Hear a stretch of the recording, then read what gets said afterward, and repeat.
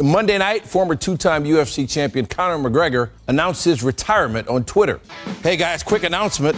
I've decided to retire from the sport formerly known as mixed martial art today. I wish all my old colleagues well going forward in competition. I now join my former partners on this venture already in retirement. Proper pina coladas on me, fellas. And I feel like I should read this text message that I received from UFC President Dana White. So I texted him, obviously, asking, what do you make of this announcement? Here's what Dana wrote to me. He has the money to retire and his whiskey is killing it. It totally makes sense. If I was him, I would retire too. Now, I actually got Dana White on the phone for just a little bit and said, you know, this looks like posturing. It looks like something that we saw back in 2016 when the promotion and Conor McGregor weren't seeing eye to eye and these negotiations spilled out into public. Is that what we're seeing here?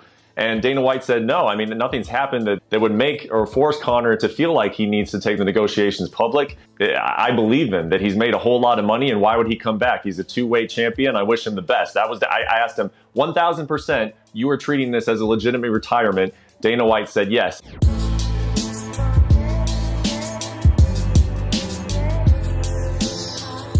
In terms of Tony Ferguson, have you spoken to him? Has the UFC helped with his situation at all? Only in text. We've talked in text, and yes, we sent him some, he's one of these guys who feels like he gets no love from us. Listen, when things happen, I talk about everybody at one point or another, and, I'm going to say right here, right now, in the heat of the moment, I was joking about the sunglass thing. It was let's call it a bad joke, okay? A bad joke. I like Tony and I respect Tony. Tony has some issues. He texted me the other day. We hooked him up with some people. He says he's doing much better. We will evaluate him, see where he's at, and then figure out what's next for him. Jose Aldo, he was hospitalized with a bacterial infection. Is that May 11th fight in jeopardy at all? I didn't know that. That is news to me. This is the first I'm hearing of it.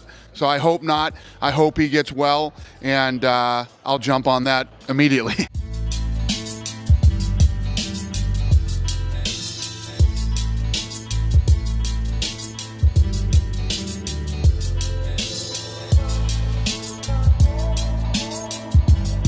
TJ is no longer the champion. He has relinquished the title.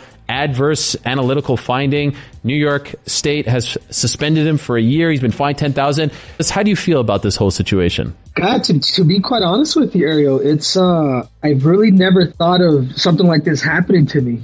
And the emotional aspect, it's almost like, dude, we shook hands, man. Like, I'm a competitor, man. I've been competing my whole life, and this is the first time this has ever happened to me. It's just like I don't have any malice in me. I'm out there to compete. I'm out there to give it my best. At the end of the day, you know what? Let the best man win. And I think with this whole TJ situation, man, it's almost like it made me sad, man. It made me sad, the fact that and if it's all true, because I probably shouldn't even speculate either. But it's almost, you go through these roller coasters of like, you feel sad, and then you go from being sad to being mad. You're like, wait, what if he would have beat me up? Like, like Brock did with Mark Hunt, and like sometimes these things kind of cross through your head because you just never know, man. This ain't baseball, man. If it all comes out to be true, like I would never feel comfortable fighting somebody like that again.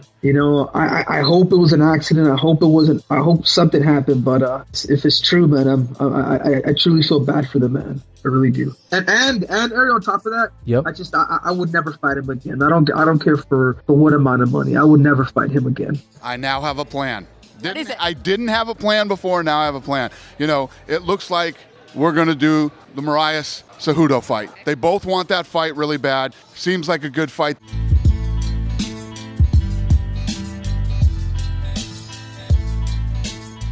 So talk me through the finish itself. He used that kind of kick, which you had parried, and it brought him closer to you. You leapt off the fence. Did you know that was going to be there if the timing was right? How did that work? Yeah, I didn't practice that move once, in this camp. That wasn't like something we knew when we were practicing to land.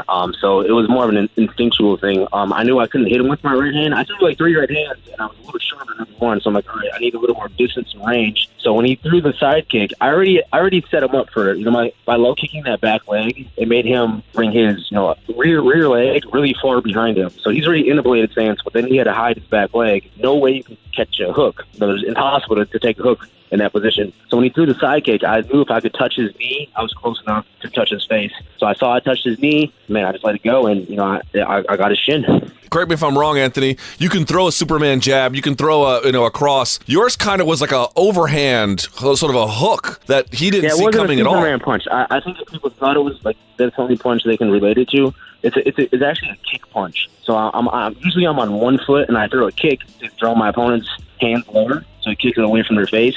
But in this case, I want him to think I was kicking that back leg. So when I threw it, I faked the low kick, and I just used the same momentum to let that right hand go.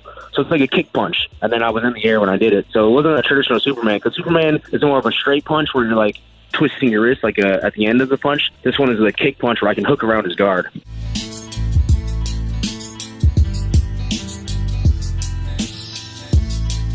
So you have not changed your opinion on him, lost respect for him, changed your stance on him at all after hearing the news about TJ last week? Oh, man, you take something and teach you how to wrestling, how to striking. It's not like that, People likes to kick people when people are down, And he's not my friend. He's not my teammate. He was the former champion, and I want to fight him, I want to be on the cage with the guy. He's one of the greatest all the time. And what I'm going to say, like people say, he took PEDs and make him be a champion. Well, of course not, man. A lot of people take PEDs and they don't even get to the UFC. Would you rather there just be no drug testing? Or is it just kind of silly at this point so everyone can fight each other? I really don't care, man. To be honest with you, I don't think anything you take helps you. I just don't agree with that. You don't think that it gives you an edge, like that if someone's taking that, helping them be faster or recover better or be stronger? Nothing like that. Nah, man, I don't care. I don't care about that. I just don't do, But if you want to do, one day you're going to have to pay, I'm fine. Does it bother you that he's no longer the champion? Like, I know you said you wanted to fight him. Does it mean anything different to you now that it's not against the guy who's been holding the belt for the past almost 2 years? Yeah, man. And now I'm going to probably fight this little guy, this selfish guy. And he's going to come up and try his best. And that's all the guys on the picture too. And he's coming up. He wants to. He's going to have it.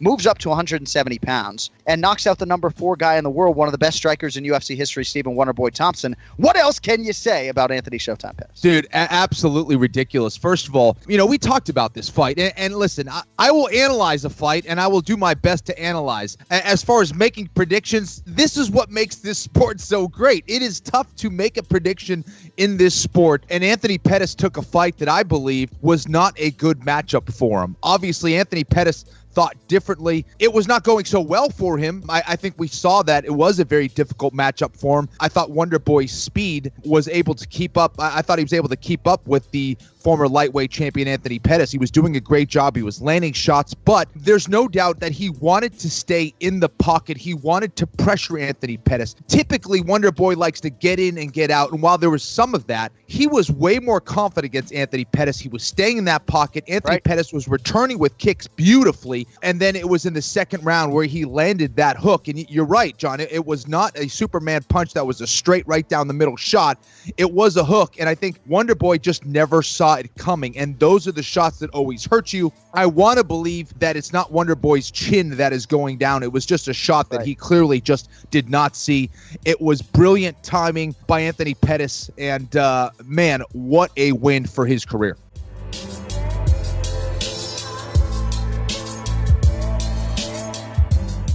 Okay, so you are fighting Jan Blachowicz in July, right? July 6th, International Fight Week. This is to be a long ways away. Let's make sure everything works that way.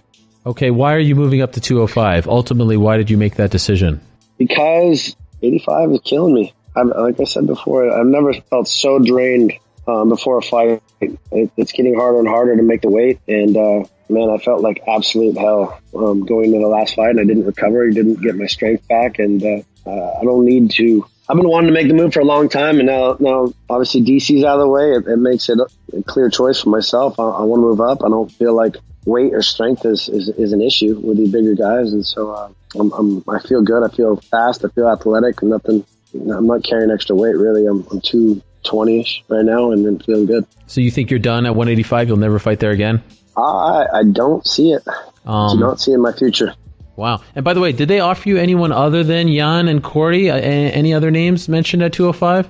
No, they did. They did throw out the Gus fight. I didn't want to go overseas. I told him I'd do anything here in town, in this side of the States. I'm not going overseas, man. I've done that too much. I've been booked 3 times in Australia, out in Brazil. This is my first fight up at 205. I'm fighting here. Obviously, I like the Gus fight a lot, but he can't come here. He's got a headline out there, so unfortunately that didn't work. I would have loved Anthony Smith in Walmart, wherever the he wants to go, but he got somehow coaxed into going out there with with Gus. I'm not sure if he wanted that or not, but hey, whatever it is, what it is. I'm happy to have Jan. Jan's tough, man. He's not a guy you can overlook. He's been in there. He put it on. Gus squeaked out of that fight. So there's a lot of fights he's putting on good performances with, and I'll be ready.